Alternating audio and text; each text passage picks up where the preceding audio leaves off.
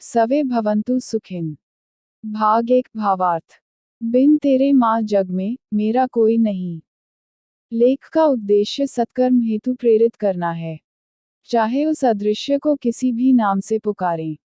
सत्कर्म ही उसकी पूजा बंदगी प्रार्थना है। ओ तीन म त्वम ही न पितावसो त्वम माता शतकृतो बभूवित अधा ते सुमनमी महे। इस प्रकृति रूपी माँ के चैतन्य का जाकारण है। वही परमात्मा है और दृश्यमान प्रकृति हमारी माता है। परम चेतन तत्व इस संसार के कण कण में व्याप्त है। वायु, अग्नि, जल, पृथ्वी, आकाश सभी में व्याप्त है। इसलिए उसे सर्वव्यापक कहा गया है। यदि जड़ रूपी प्रकृति नहीं हो तो फिर चेतन परमात्मा का भी कोई औचित्य नहीं रहता। और यदि चेतन परमात्मा नहीं हो तो फिर जड़ प्रकृति का भी कोई औचित्य नहीं रहता। चेतन तत्व के कारण ही सूर्य, चंद्र, पृथ्वी, तारे, नक्षत्र आदि गतिमान है। प्रकृति और पुरुष के संयोग से ही सृष्टि का सृजन होता है।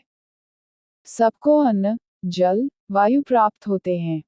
प्रकृति ही समस्त जीवों के जीवन का आधार है। प्रकृति के माध्यम से ही सभी को आश्रय मिलता है।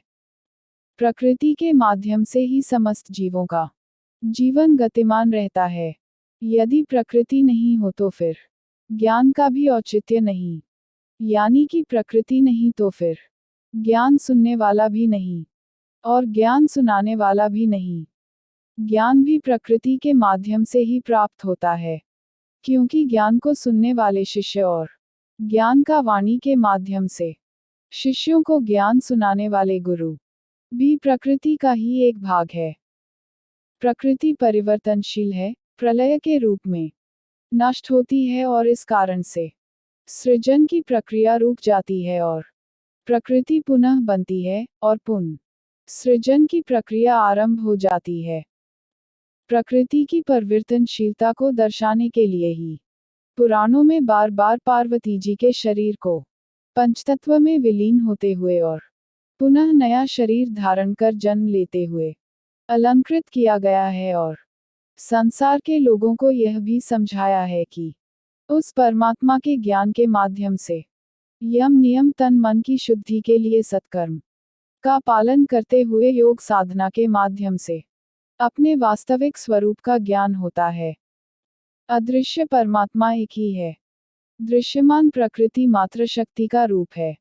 दोनों ही संयुक्त रूप से हमारे पालक हैं, हमारे सृजन का आधार है, हमारे जीवन का आधार है, ज्ञान का आधार है। उस परम की महिमा का गुणगान करते हुए, उस परम प्रज्ञा के स्वामी, उस गुरुओं के भी गुरु, उस अतुल्य शक्ति के स्वामी से सुख की याचना इस मंत्र में की गई है।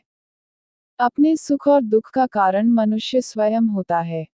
हर एक दुष्कर्म के लिए दुख नियत हो जाता है, हर एक सत्कर्म के लिए सुख नियत हो जाता है। कर्मों के आधार पर सुख और दुख नियत होने, निश्चित होने, निर्धारित होने, तय होने को ही आध्यात्म में नियति कहा गया है। नियति यानी कि कर्मों की मार और कर्मों का पुरस्कार। उस परम की इस न्याय व्यवस्था से कोई नहीं बचता, चाहे कोई अवतारी महापुरुष हो अथवा कोई साधारण मनुष्य, चाहे देव हो या दानव, चाहे राजा हो या रंक, चाहे ज्ञानी हो चाहे अज्ञानी। अब इस भजन पर आ जाते हैं, जिसमें भक्त दुखों से छुटकारा पाने के लिए प्रार्थना कर रहा है। तमस रूपी अंधकार से ज्योतिर्मय होने के लिए प्रार्थना कर रहा है। जिसके मन में सांसारिक पदार्थों शक्लों की कोई चाहना नहीं है, एक अदृश्य के दर्शन अनुभूति के अतिरिक्त किसी की भी कामना नहीं है।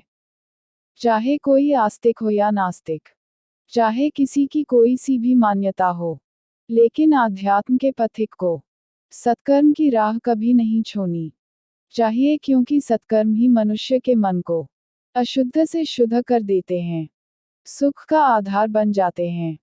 और यदि सत्कर्म निष्काम भाव से किए जाएं, तो मुक्ति का साधन बन जाते हैं, समस्त दुखों का अंत हो जाता है। सत्कर्म उसकी उपासना है जो साधक को भक्त को उसके पास निकट कर देते हैं। सत्कर्म तमस रूपी अंधकार की परत को हटा देते हैं और ज्योति के दर्शन का आधार बनते हैं।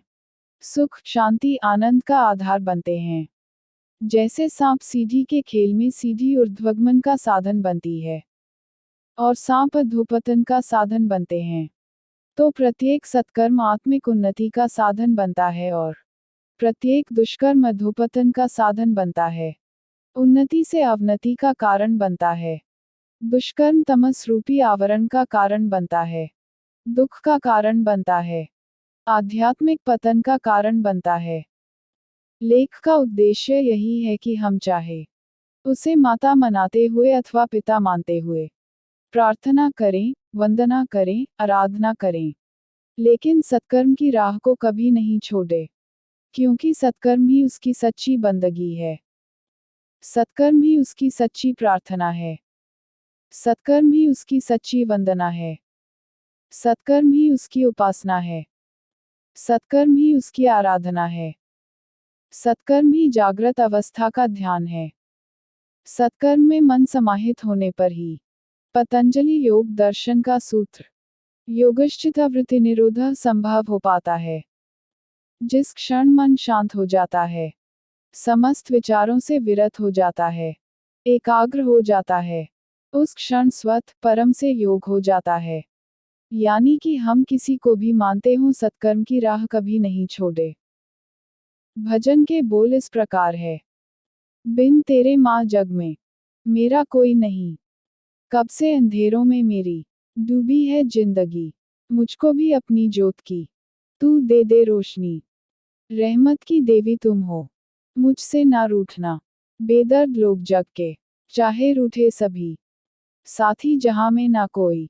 बंदा गरीब का गर्दिश में टूट जाता है, रिश्ता करीब का दुखों की आंधियों ने जिसको बुझा दिया, फिर से जला चिराग।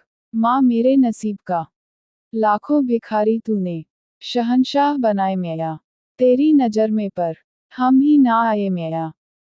तू संग दिल कैसे हो गई, तेरी ममता कैसे सो गई। जो आंसू झर झर बह रहे, वो तड़प कर तुमसे कह रहे, पहुंच के आंसू यह अब। माँ हंसा दो मुझको, खोई हुई मंजिल का रास्ता दिखा दो मुझको। चाहे कैसे हो हालात माँ, नाम जपते तेरा दिन रात माँ। निर्दोष में तेरा लाल हूँ, मेरे सर पर रख दो हाथ माँ। लगातार दो